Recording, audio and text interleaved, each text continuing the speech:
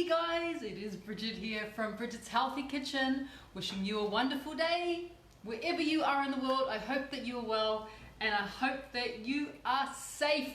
Thank you for joining me on this episode of Pick a Dish. This is where I give you two options of dishes that you might like to see me cook, and then I go ahead and I choose one option from all the most favorite options that you guys choose. I don't choose it, you choose it, and then that's the dish that we cook. Now before I start, I need to turn off my notifications. Sorry guys, I realize, oh there we go, that's better, no more interruptions. Turn off my notifications because we have a very exciting class today that you picked from our Pick a Dish. I asked whether you'd like to see two recipes. It's a beef cook-off.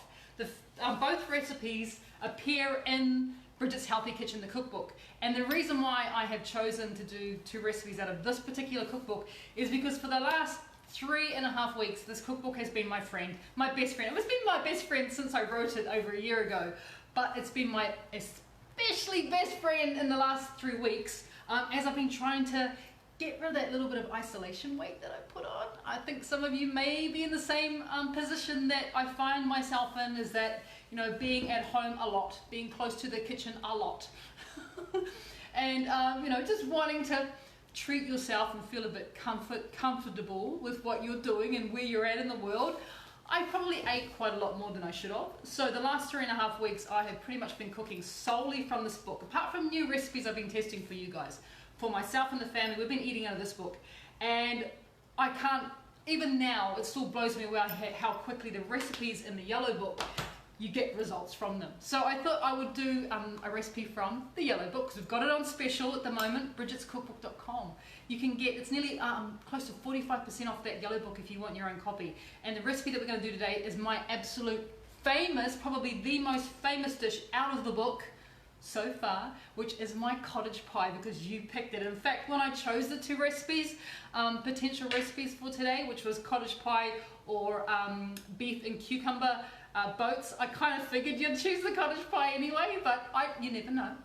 I just want to put it out there to the universe. So today we're doing cottage pie, so come on down to my bench, let's get into it. It is, like I said, one of the most famous dishes that I have created to date, but it's also really simple.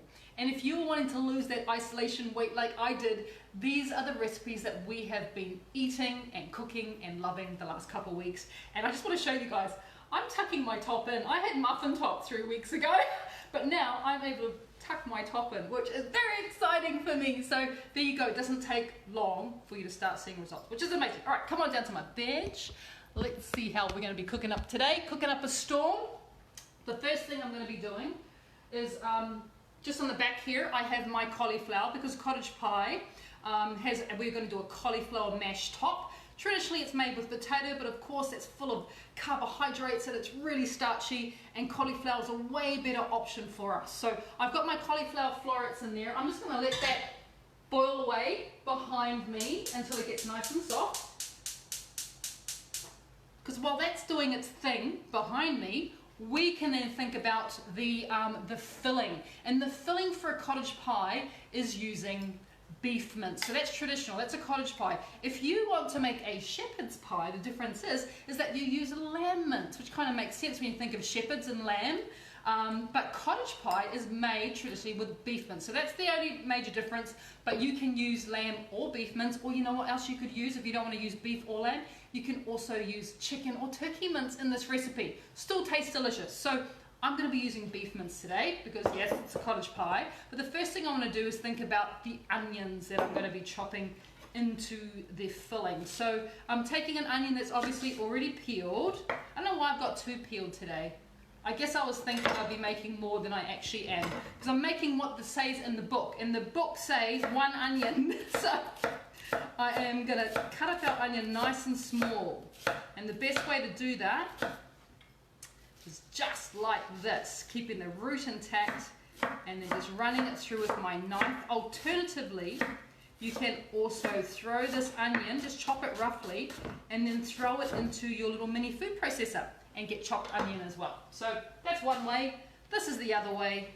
And it's a great way to test your knife skills as well if you want to. So all we do is we're taking that half of an onion, as you can see, root still intact, and then I'm slicing down, not slicing through the root, because I want the onion to stay as one piece, because it's just so much easier when the onion slices aren't falling all over the place. So now that that's cut through, I then make an incision through the middle, once again, keeping that root intact. And then it's just a matter of me slowly and very cautiously, because we don't want to lose any fingers, cutting through the onion, and what you're left with is this small dice or brunoise of onion, which is perfect for the next stage. So over to my wok, as you guys can see, I've got my wok on here, getting ready.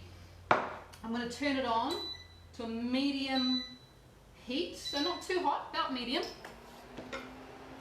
And this onion is going to get a nice little stir fry in our wok with just a little bit of tamari on. In fact, I'm using sticky sauce because I love it so much.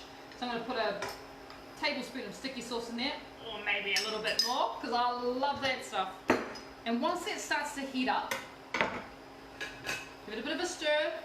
We're just going to throw our onions into our pot, or our wok, or our frying pan. You don't have to use a wok here. Of course you can make this in a frying pan. You know, whatever you've got, but you want quite a large surface area, I think, is really kind of the key to this, because you want it to cook quickly and you want it to cook evenly. So I've just got a little bit of haze coming off my wok, so I'm going to add in my onions. So all I've got in there now, onions, a bit of sticky, or you can use tamari. Start to give it a bit of a stir. I'm also going to add in some of my chopped garlic. Is going to go in there as well. About that much, which is about, I don't know, a tablespoon. You don't have to be that precise when it comes to your garlic. If you like garlic, you can add some more. Just don't attempt to kiss anyone, because that may not be able, that may not work. If you've gone garlic crazy, keep your kisses to yourself for the day. Alright, garlic's in there, give it a bit of a stir. Well, that is doing its business and starting to cook down. Really important step here, because we are intensifying the flavors of the onions. All that steam that you see coming off there is water evaporation. And as the water evaporates from our sauteing onions and garlic, we are condensing the flavor of the onions. So it may seem like a kind of a throwaway step, but it's really, really important for the overall flavor of our pie. And people love this pie. It has gone all around the world, literally, as one of people's favorite healthy meals. And you can kind of see why, because everything is done at the same time, which is fantastic. Like I said, my cauliflower, you can see, is just on the stove there, boiling away behind me. Onions are sauteing nicely. I'm now going to think about, increasing that that flavor just a little bit more. And the way I'm going to do that is with some dry spices. So I've got some coriander here, which I absolutely adore. So we're going to put some dry coriander.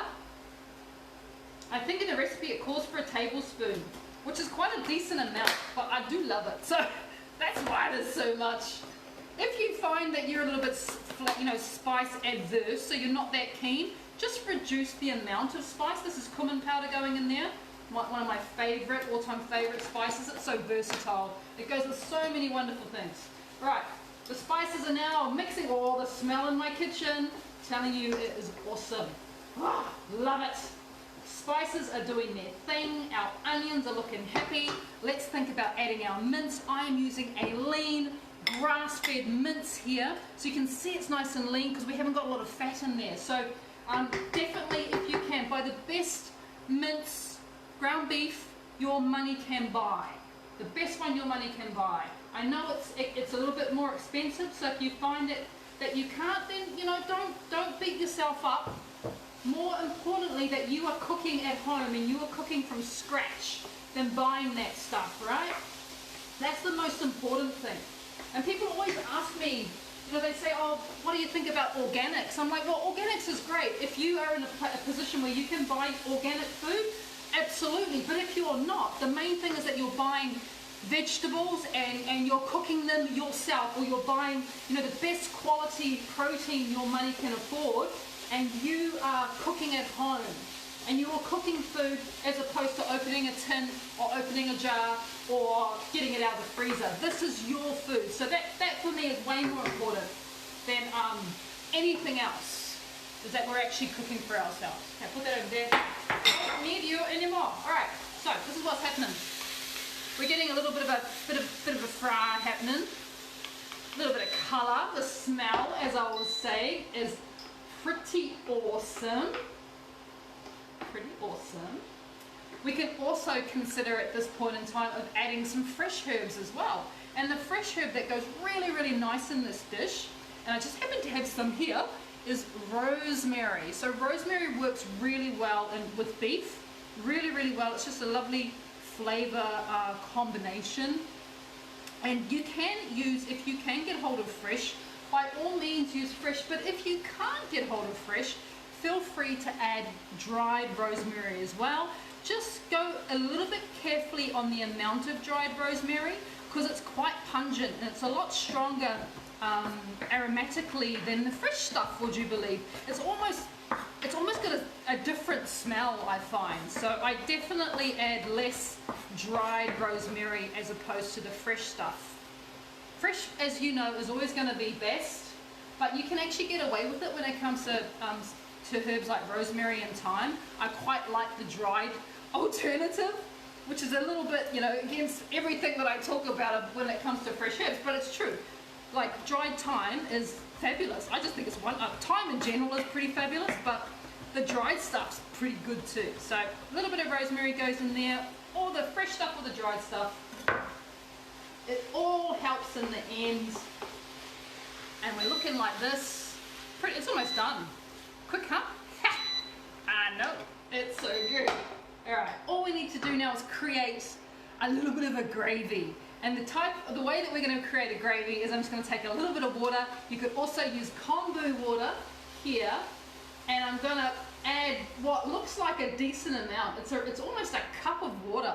200 mils of water goes in there. And this is for 2 portions. And you're going to look at that and you're going to go, what are you talking about, Bridget? I've created mince soup. That does not look very appetizing. Trust me. Trust me here, you need that much liquid because we're creating the gravy and we want to make sure that our cottage pie is very moist when we eat it and not dry. So I'm going to leave that ticking away there because my cauliflower is ready. And all I'm looking for is just water covering the cauliflower, a little bit of salt obviously in the pan. If you're able to pick it up carefully without burning your fingers, and you're able to mash it like that, oh, it's ready. Absolutely. Takes about 12 to 15 minutes from raw. And now here's a little tip as well.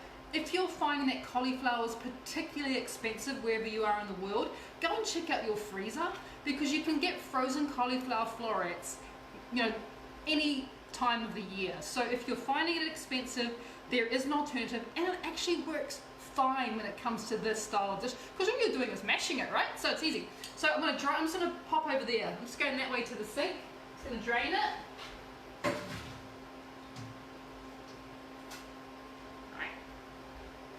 Right. Give it a good shake. Give it a good shake. You want to get rid of as much water as possible. Much liquid as possible. Because you don't want to have watery mash, you kind of want to have creamy mash. That's the idea, that's the concept that we're going for. So the more sort of water that you're able to extract from the cauliflower, the better. Some people, and by the way, I do apologize again because once again, I can't see any comments. Have we got people watching, Mahiti? Yep. No comments. Sorry guys, I still don't know what's going on. I hope you're watching and enjoying this and getting some good information. So some people I remember I did this class, about a year and a half ago. They told me that what they like to do is to actually steam their cauliflower, so then you don't have any liquid and you get a more concentrated cauliflower flavor. So I'll leave it up to you. Steaming is a little bit more time consuming, but for some people they love it, so they steam. So I've extracted quite a lot of water, as you can see there, that we do not want in our mash. So that's good. That's a really, really good thing. So once your cauliflower's at this stage, and just keeping an eye, always being vigilant, keeping an eye on the on our mince soup. our filling. Let's call it a filling. Turn it down just so it ticks away there. And what we want to do now is we want to think about the process involved when it comes to making our mash. I like to make my mash in a little processor. Why? Because it's easy, but also because I really like a smooth cauliflower mash, like a really smooth and creamy one. You know, we're not adding any butter or any cream or milk to it, so we need to manipulate it in other ways, so to speak. And one of those ways is putting it into our food processor. Another way is making sure that we get rid of all the water that's hanging around. Right, now that's in there, we can think about adding some flavors to it. Flavors, start with something as simple as seasoning. Salt and pepper can definitely go in. Bit of salt. Another amazing flavor that works really well with cauliflower and of course with the mince filling is my friend cumin. Again, just a pinch, not too much, just a little bit of that goes in. But a spice that also works really well and might be quite surprising to some people is nutmeg, would you believe? So in the recipe I call for a pinch of nutmeg because it's actually a really nice flavor combination when it comes to cauliflower. So feel free to add that little pinch of nutmeg in there too. And the other really awesome thing that you can add into your cauliflower mash to make it delicious is roasted garlic. So not raw garlic, because that's going to be really overpowering. And once again, if you've added lots of onions and lots of garlic to this dish, you definitely don't want to go around, smooching anyone. So I'm just using the roasted garlic in here because roast garlic is so much more tender and less obvious than raw garlic. And it tastes almost sweet, it has a sweetness to it when you roast it. So roasted garlic recipe is in the book too, by the way, how to roast garlic. It's really, really simple. And look, I literally have that much roasted garlic living in my fridge. It lives next to my raw garlic and my raw ginger because I love to use it all the time, just because it's a little bit more mellow and has a bit more gentleness to it, I think is the best way to say it. So that's in there. We're also going to consider, of course, because I've got some left, adding some fresh rosemary. Yes, I've got a question, Mahi.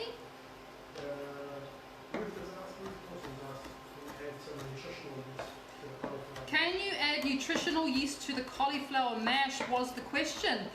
Yes you can, but I wouldn't add it to when you blend it, Ruth. I would actually add it to the top. Just a sprinkling on the top. If you wanted to do it that way in the replace of like a cheese, and you will get almost like a parmesan quality to the top of your mash. But I wouldn't probably mix it through. I would use it more as a topping, I think. What a great idea, Ruth. That's a fantastic idea. Absolutely gorgeous. All right, I'm looking at this. Do you see how it's reduced down? So we have soup and now we kind of have gravy. This is what you're after. Don't reduce it right down till there's nothing left, because you want that. That is where the flavor is. So I've now turned it off. That's just gonna sit there. Because now that that's all done, and we're so close. We're so close. We're so close. All I need to do, and I've added my rosemary in there. Oh, that doesn't work. I better plug it back in. I'm a bit short of plugs here. A bit short of plugs. Come on, you can do it. There we go. Alright, there we go. Lid on, and then we just and we shake. That's why I prefer handheld blenders to big ones, because you get to do this. You're facilitating, isn't it awesome?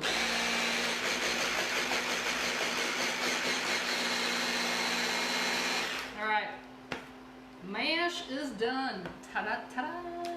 Uh-oh, where's my spoon? I want to taste it. I'm very excited. Very excited. Alright, got to taste. That's the other secret, as you guys know, is that no matter what it is that you're cooking, you need to taste what's going on, because that will determine whether you need to add more seasoning or not. So I can taste the nutmeg, I can taste the garlic, but it's a nice, like, rounded garlic flavor. It's not in your face. I can taste a little bit of the rosemary, but I definitely feel like I need just a little bit more seasoning just to bring everything together. And as we all know, seasoning, especially salt, helps our palate to detect flavors. So it's not just there to make food salty, it's there to help our palate with flavor detection. And just that little bit of salt now, yum! Goodness me, that's good. All right. Oh, that is, sorry guys, excited. Okay.